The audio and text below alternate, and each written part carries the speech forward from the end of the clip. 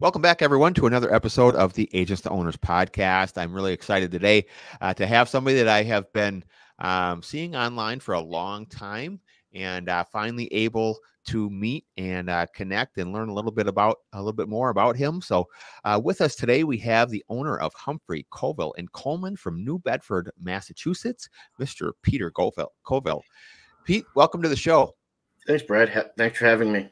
Yeah, like I said, looking forward to getting to know you. Seen you online. It's always interesting when we see people online and they maybe connect through Facebook and communicate on some of these threads. But it's always great to actually sit down and have a conversation. So I am looking forward to doing that today.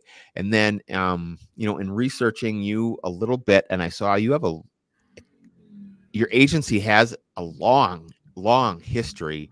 So why don't we start there? Why don't you talk about the history of your agency and at what point you joined into the business? Sure. The agency was started by my grandfather and a partner. They were both Liberty Mutual sales agents back in the day.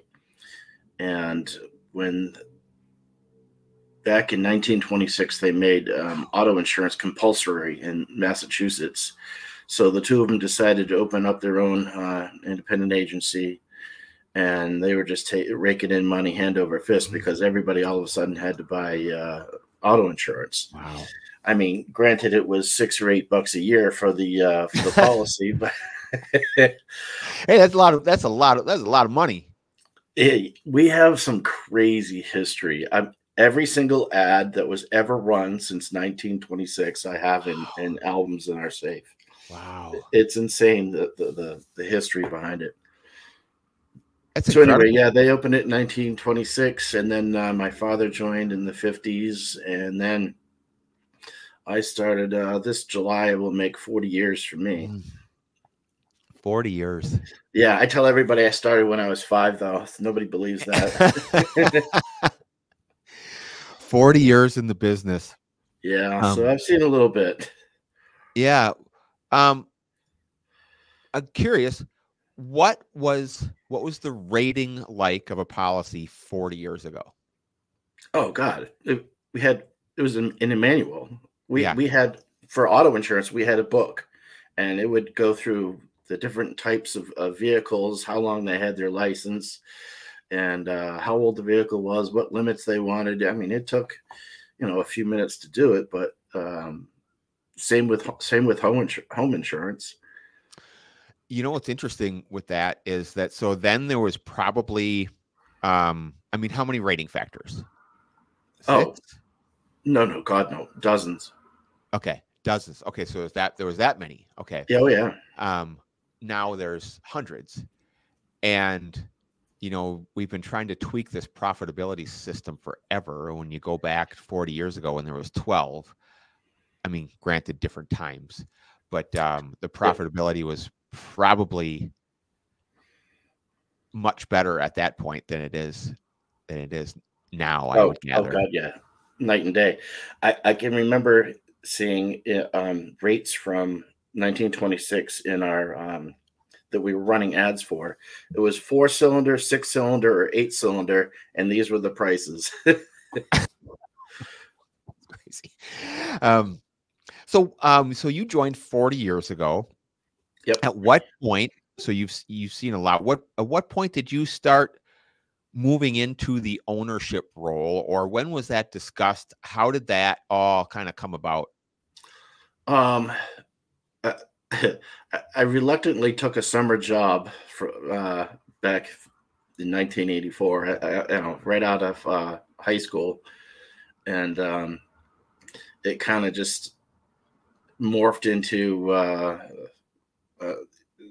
I was pushed into a admin role, and then shortly thereafter into an ownership role. Shortly after you started? Yeah, it wasn't that long. It was like Really? 5 years or so. Yeah. Okay. Now, at the time, there were still partners, though, involved in the agency, correct? Yeah, okay. 1, 2, 3, 4, 5. Yeah. There were 5. Okay. Yeah. So how how was that? So you must, you were fairly young, you were young at that point, really, to be an owner, I would imagine, or a partner. How was that received by the rest of the group? I was just, one of the owner's kids, and I was just the young whippersnapper. And, I had my own ideas of the way things should be done. And it was always, nope, we're not doing it that way. We've done it this way since 19 whatever, and we're going to keep doing it this way. And which is the reason given in every family agency, throughout the country, right? I mean, somebody that's in your same situation. Have you connected with a lot of others that were in your similar situation and just found that they had the exact same situation that you did? Yeah.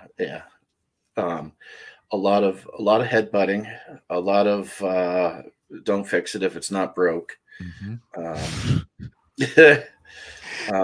Just the number of people that I've talked to, that is what has gone on.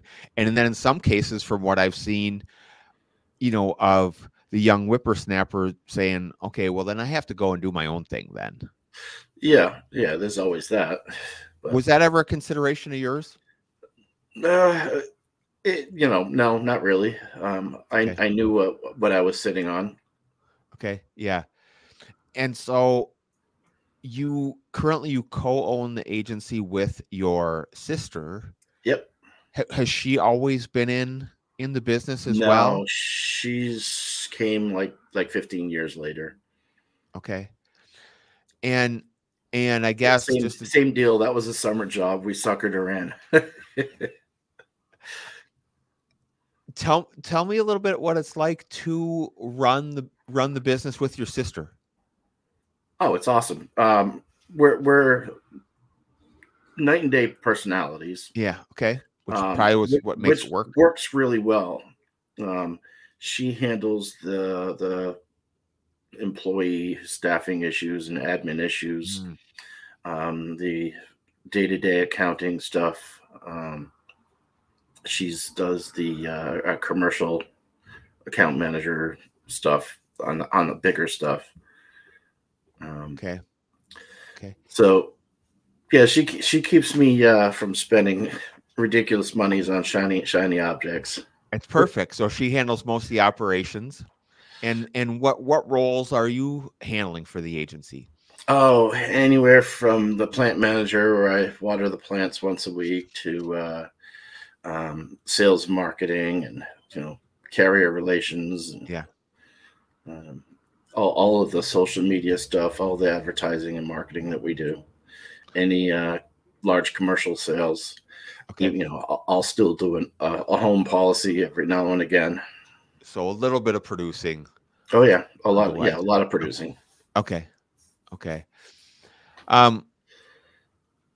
Talk a little bit about what the challenges have been for you as a leader over these last couple of years. Well, with the hard market, it's been a struggle. As you mentioned before, I think every one of us has had some kind of employee issue of trying to find the right employee for the seat. Yeah. I think we went through 9 people for one seat over a few year period. Okay. It was just ridiculous. But we've got an incredible staff right now, and I'm actually a little bit overstaffed, which is fine. We're in growth mode, so we're going to grow into it. So I'm really focused right now on making sure that our foundation is solid and that everybody is doing the same thing. All the processes and procedures are written out, and everybody is on the same page. Everybody is speaking the same language, putting the same thing into the management system correctly. And so I want to touch into that. What has, because that's something I've been really intentional about over the last year, was getting everybody on the same page. So talk about how you got to that point. And maybe that's something that's just evolved over a long period of time. Yeah, I mean, it's definitely evolved over a long period of time. I think the catalyst was maybe 10 years ago when I went to an event where Chris Paradiso was teaching about agency branding and marketing. You know, this is when Facebook and Twitter were just really bright and shiny objects. And, you know, we were doing a little bit now, you know, it wasn't a lot. So it really was an eye-opening event. Like, wow, look at what this guy's doing and look at where I need to get to. So that's what I focused on for the next 5 years. I just became like a sponge and just tried to learn as much as I could about marketing and social media. And yeah. Tell us a little bit about the makeup of your team and your agency book of business. We're 60%, 65% personal. Okay. Probably 0% life A&H. Yeah. Really don't have anything on the books, which is, you know, something I need to look at down the road, but we'll get there. There are 9 people in-house, and I've got 1 VA out in the Philippines. Okay. 4 personalized account managers, a commercial account manager, a quality manager, a operations manager, and a sales and marketing manager, my sister and myself. Okay. Are those account managers writing new business? Yes, every employee in the agency is licensed. Okay. Okay. What I ask, because I feel like within this period that we're in, I just think it's vital, and we as leaders just really need to be sharp and on top of it and positive and in touch with our team. Do you feel like you've had to expend just extra effort, in the last 18 months with your team and keeping everybody connected? Yeah. The biggest catalyst to that was, of course, COVID. Yeah. We had to put different processes in place so that people could work from home. Yeah. And when you do that and you have employees working outside of the office and you're not in your earshot, you need to make sure that they're following procedures. So we wrote out a complete detailed procedures manual.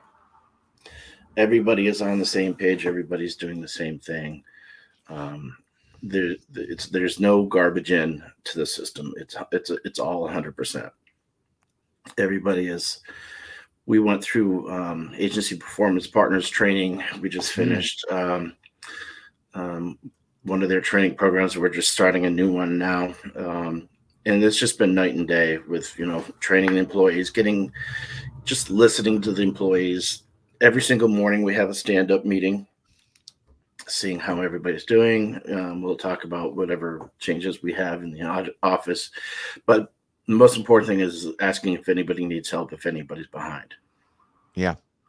And giving them that space. Okay, you need to take an hour and focus on that and stay off the phones and just focus on that, or we'll have other staff help get them caught up.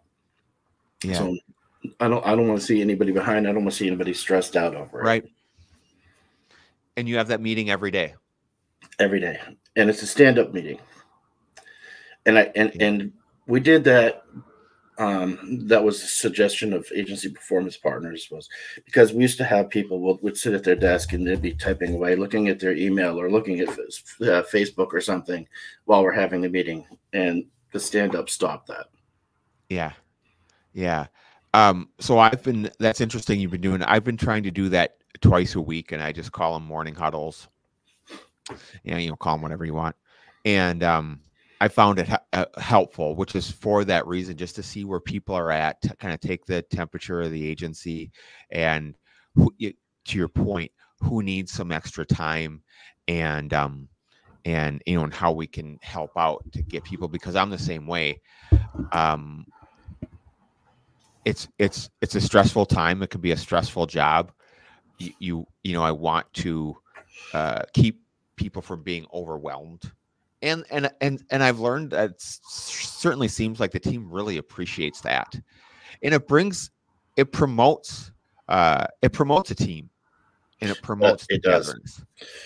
The program that we just finished with APP was I keep forgetting the name of it. Productivity training. So making sure everybody was being productive and not behind. And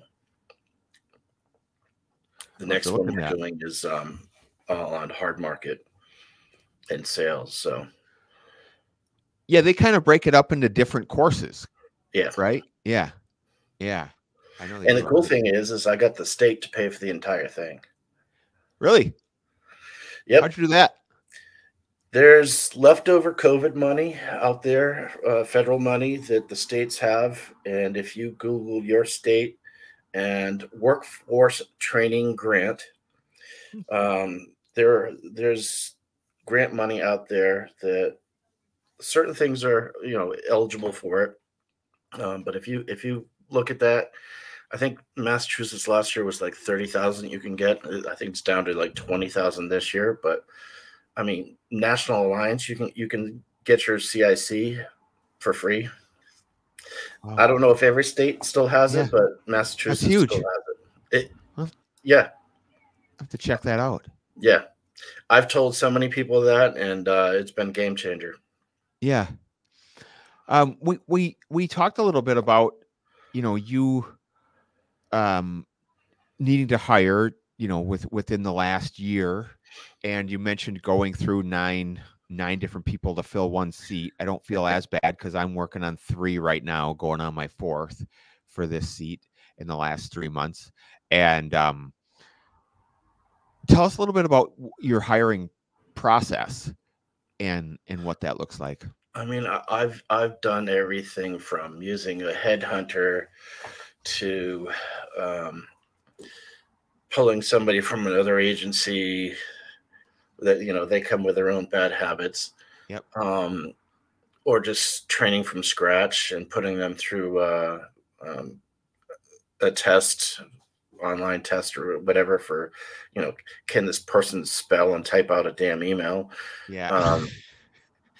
Yep. Yeah.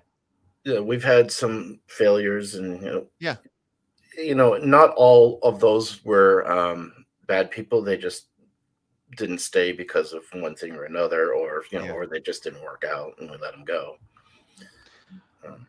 And your people are all in-house, right? You don't have any that work remote? Everybody's 100% in-house, although every one of us has a laptop that we every employee has a laptop at home that they can dial in. So there's no such thing as a sick day anymore. Right. I love it. Yeah, we've went to, and since COVID, and we've went to, for the most part, a hybrid model for those that we've had in-house, and the team really seems to like it. The ability to work from home 1 or 2 days a week. Yeah. And it keeps things, can keep things kind of fresh too, especially if you have somebody that has a long commute, for them. Right. And as we were talking about a little bit, I really started it years ago, just for snow days. Yeah. So for somebody that was, even if they only had a half-hour commute, well, it snows 3 inches and all of a sudden it's an hour, and tough to stay in a good mood after that.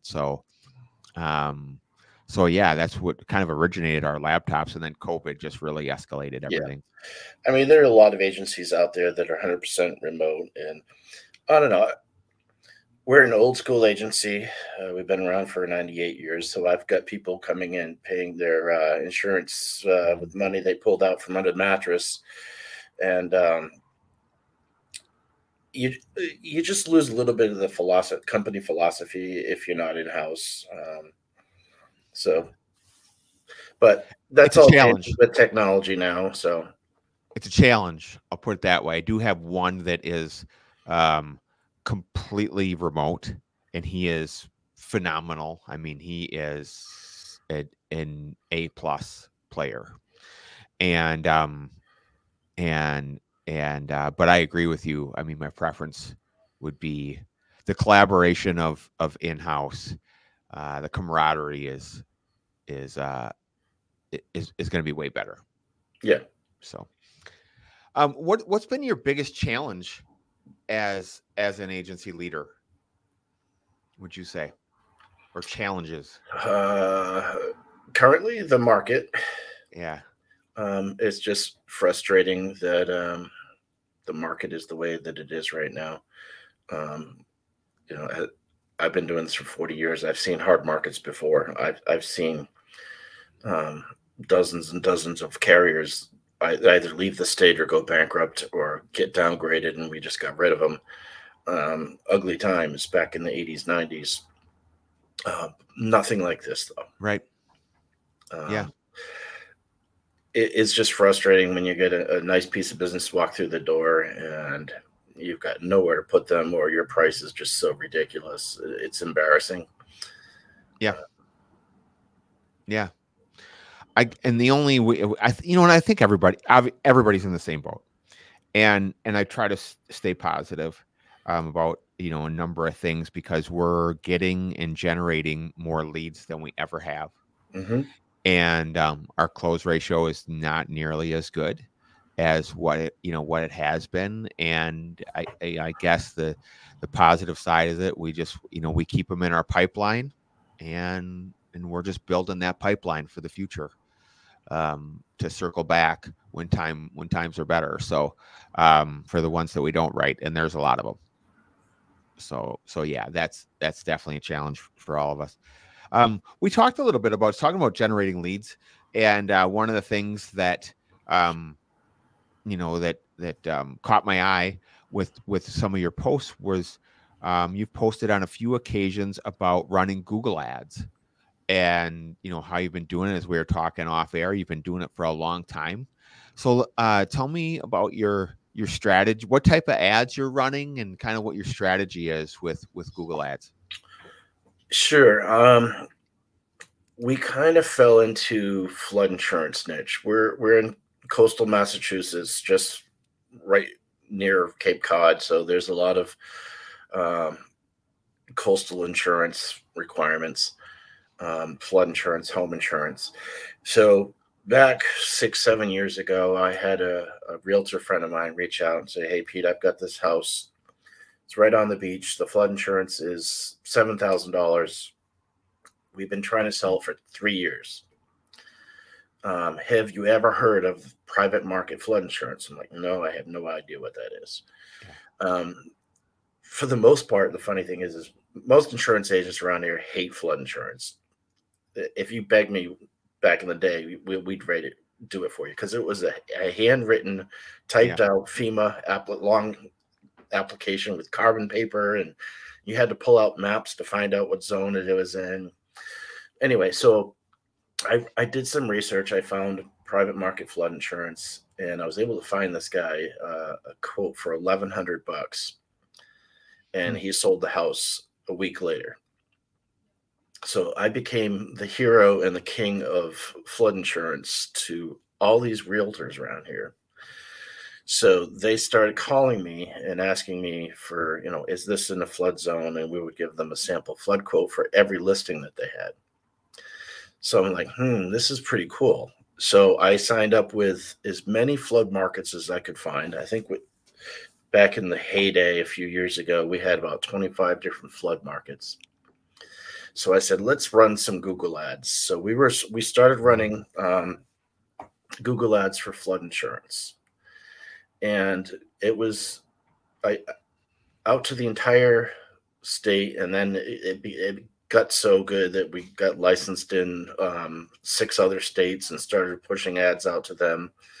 And of course, if we were to write the flood insurance for these people, we would want to write the home insurance. Yep. And oh, by the way, there's an auto account discount on here, so let's write your auto insurance at the same time. So to date, we've probably written close to $1 million in flood insurance, and of course rounded that out with auto and home and umbrella and boat and everything else.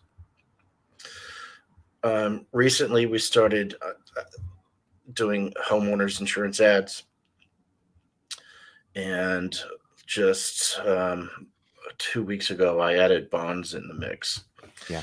So, and that was one of the conversations. A post that I put in Yeah. Mavericks the other day was I ran an ad on bonds. One of my biggest clients I got because they found us online that we could write. They needed a letter of bondability. I had no idea what it was. I got it for them. There was no premium for it. There was no commission for it. But we ended up writing the rest of the account, which turned out to be like a $75,000 account. Wow. Which was pretty cool. So I'm like, I'm going to start running bond ads. So 9 a.m. last Friday, I think it was last Friday, the ad went live. 11 a.m. the phone rang. It was an attorney looking for a bond. It was $1,500 premium and $450 in commission. So it paid for my ads for the whole month. So I'm like, all right, this is cool. Let's see where this goes. Well, similar to what you did with flood. I'd imagine when you started with flood, you had the market cornered. I did.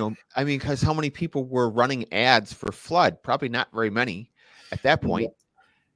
And over to the bonds, which is why this is so wise. Yes, there are others that run ads for bonds, but there's not as many. So the bonds are cheaper. No, and it's your foot in the door for the rest of the account. You solved the problem with somebody that's writing a bond. They might have called their person who doesn't do it, and they didn't know where to go, and they found you, and you get your foot in the door, and maybe you're able to write the rest of the account. It's brilliant, right? But we decided to do the homeowners because I figured, okay, everybody and his brother is getting an increase in premium. Agents out there are just dropping the ball. They're not being proactive and calling their clients and saying, hey, your premium's going up. They're just getting the bills, and their mortgage companies, the escrows are paying the thing, and then all of a sudden their escrows go up, and it's by then it's too late. And so we're proactive about that internally. But back to the Google ads, I said, let's start running homeowners ads. So as we come out of this hard market, my Google ad campaign is running at full steam, and all I have to do is step on the gas. We get probably, and I spend $50 a day. I just bumped it to 75 a couple of weeks ago. And we're getting anywhere from 6 to 8 leads a day. I'm sorry, which ad is that? The homeowners leads. The homeowners, yeah. The bond is too new. That's I've only gotten like 12 clicks on that so far. So yeah, that's too new. Which is so we're at about the same amount of ad spend on the on our homeowners ad, and so we run 2 ads. We run a search campaign, which is for those that are specifically searching for that product, and then a smart campaign. And I'm wondering if you don't also do something similar. You mentioned you work with Chris Langiel at LTM, and he's the one that set up our ads. Right. So it's probably the same strategy, and we get a combination of of leads from both, and all actually, as I was complaining to you a little bit before we jumped on, is that depending on, we're short staffed right now, and depending on where we're at with our team, I'll have to turn this ad spend up and down, but we get consistent about that same amount, 6 to 8, but then we also generate about the same amount a day just organically.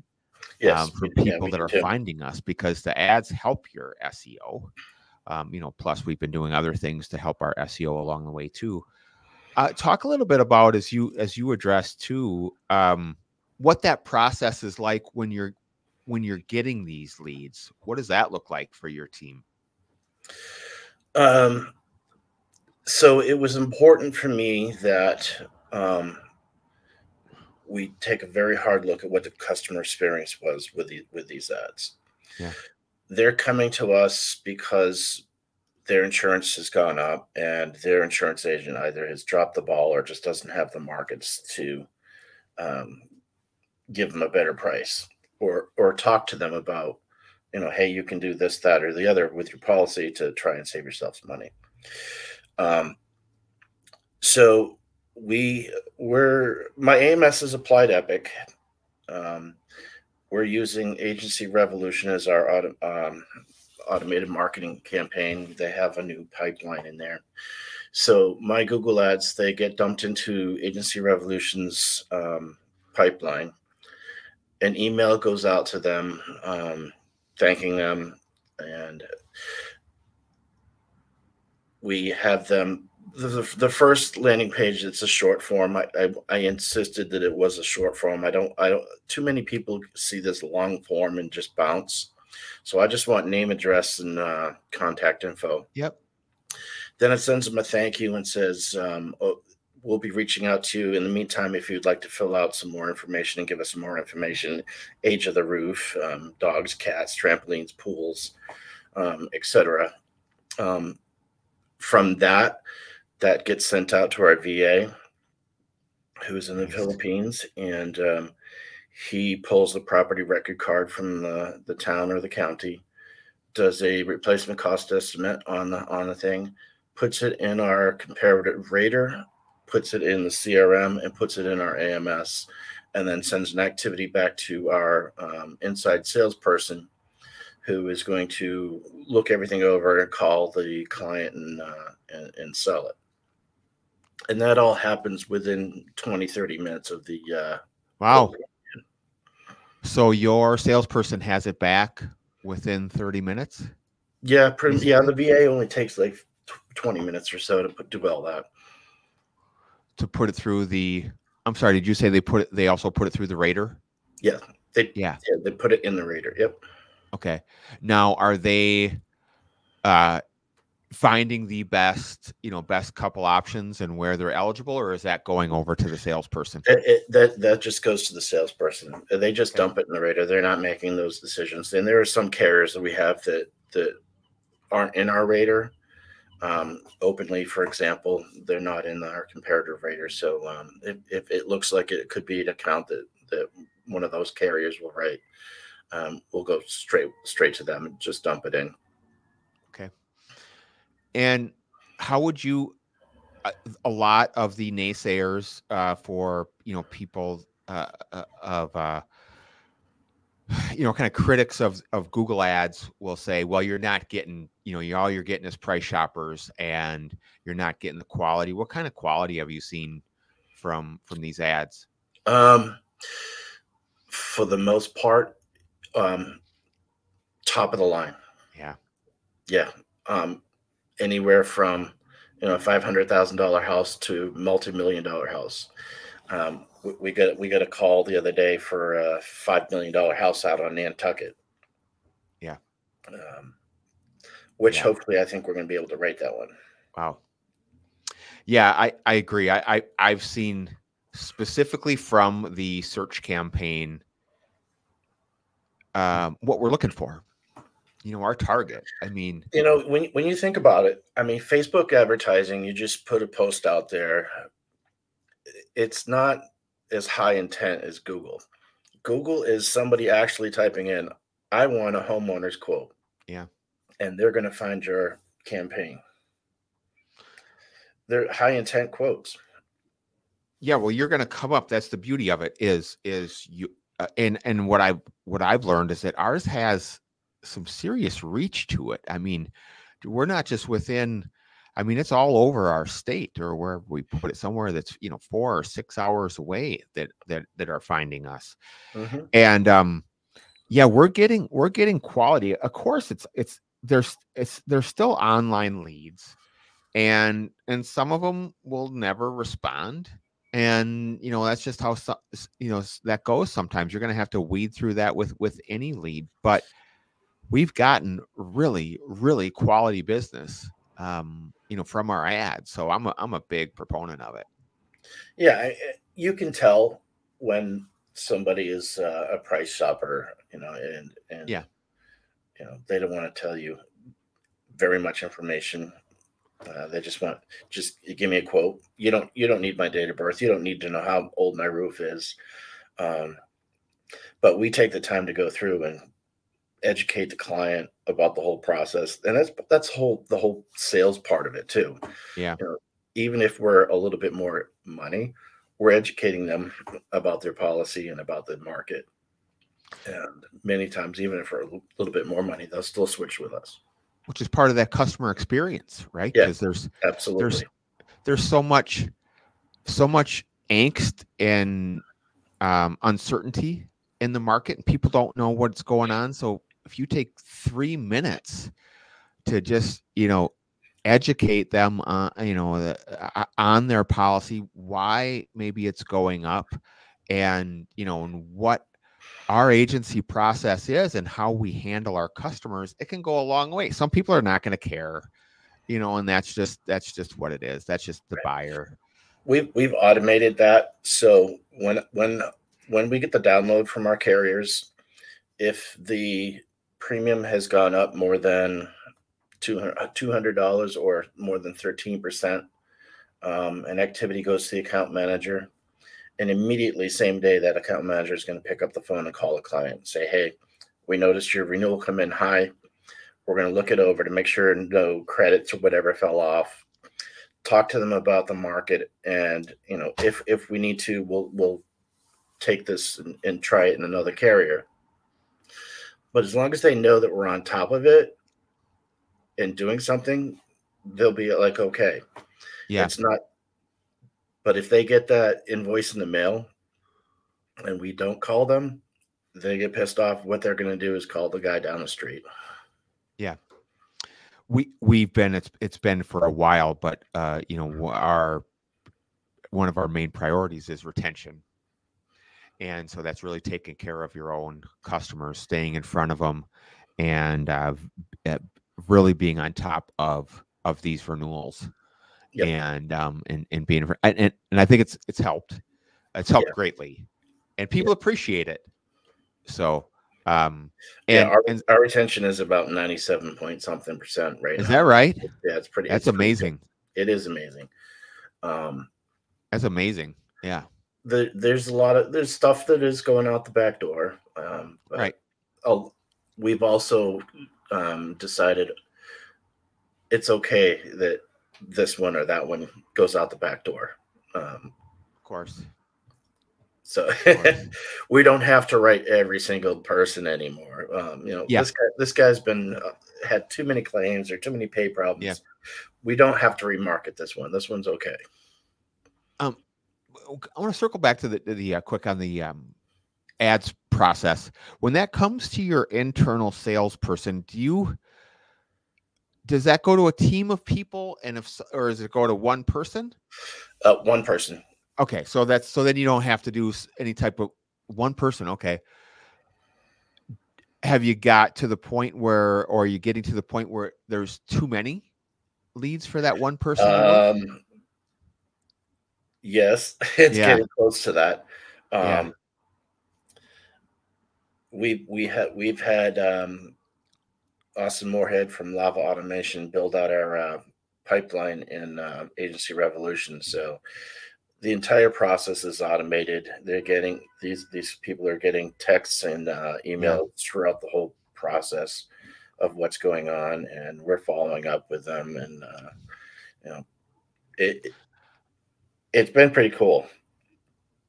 I think that has to be done, right? I mean, I think that's should be a prerequisite if you're going to be, and that goes for if you're going to be purchasing leads, or if you have such an influx of leads, you have to have automation in place to communicate with them, because you can't possibly stay in touch with them. Because my opinion, a lot of times it's timing with a lot of people, and 1,000%. Yeah. And they're going to respond to you when they're ready to, or at that minute, or whatever it is. So it has to be persistent, and you can't call somebody 3 times and expect them to respond and then just throw them away. It's not how those leads are. Yeah, you need a few more touches than that. But what you initially hit on was the timing. Once that once that person comes into your database, you need to get on the phone with them. So Yeah. our turnaround time, 15, 20, 30 minutes. You know, and then even if we have to send it out and it's going to take longer, we let them know, okay, I'm going to send this out to a few more carriers, but it's going to take a day or so. So I will get back to you by tomorrow afternoon and set the stage for them so that, okay, I don't have to put in my information on somebody else's website to get a quote. I'm going to sit here and wait and see what you guys come back with. Yeah. You mentioned a couple times some processes and procedures. Did you write out a written a sales procedure of here's what our expectation is for these new leads?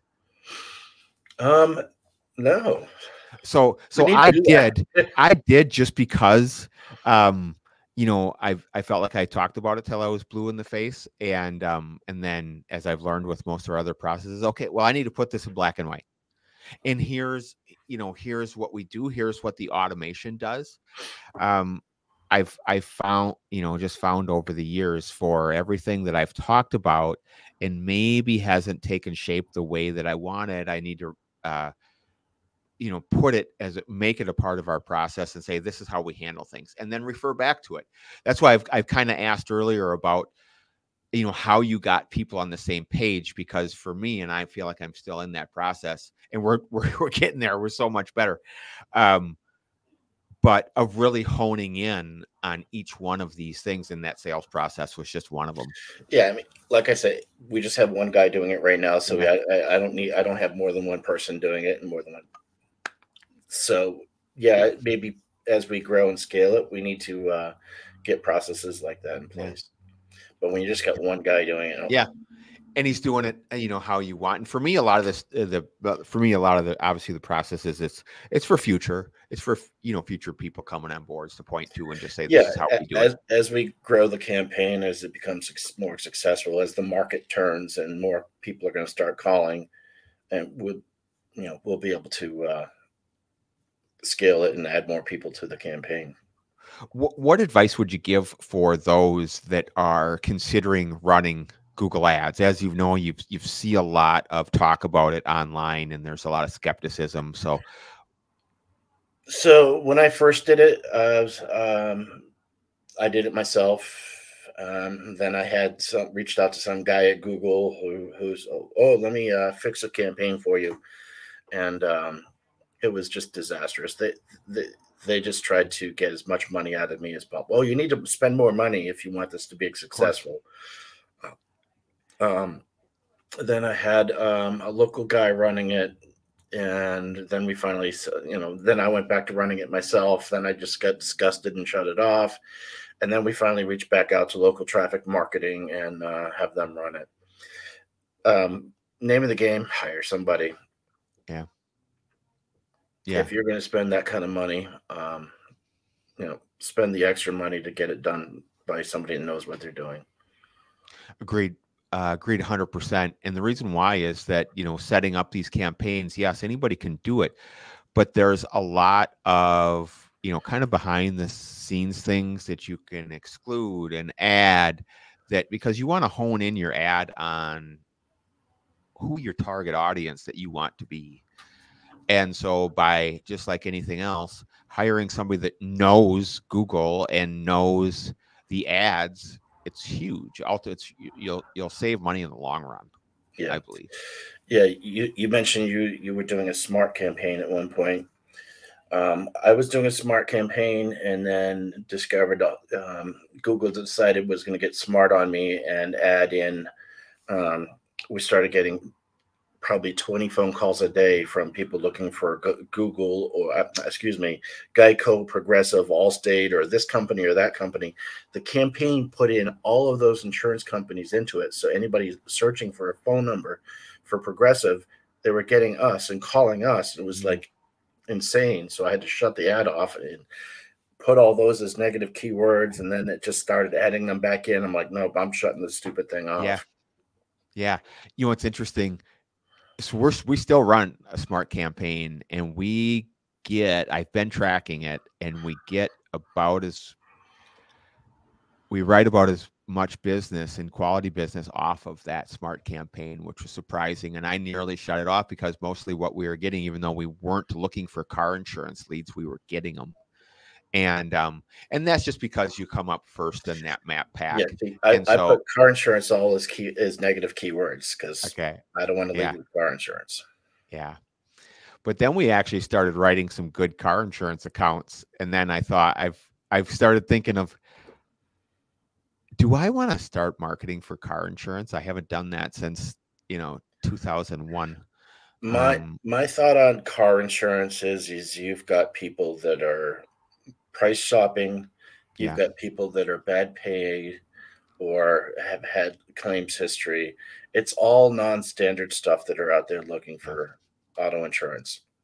Yeah, we do still get some of that. We did set up an automation for those that answer the question that don't have existing insurance, that they automatically receive an email that just says, something to the effect of, we don't have any markets for non-standard business, whatever it is. So we don't even touch it anymore. But they're still finding their way to your ads. So Pete, this has been great. Thanks very much for taking the time today. It was nice to connect with you, hear about your history. I think that is I'd actually like to hear more at some point about the history of the agency and everything that went through in the very beginning. 1926. I haven't heard of anybody with a history like that. So that's incredible. But again, thanks for your time today. Everyone else, thank you for listening to another episode of the Agents to Owners podcast. We'll see you next week. Thanks for having me, Brad. You got it.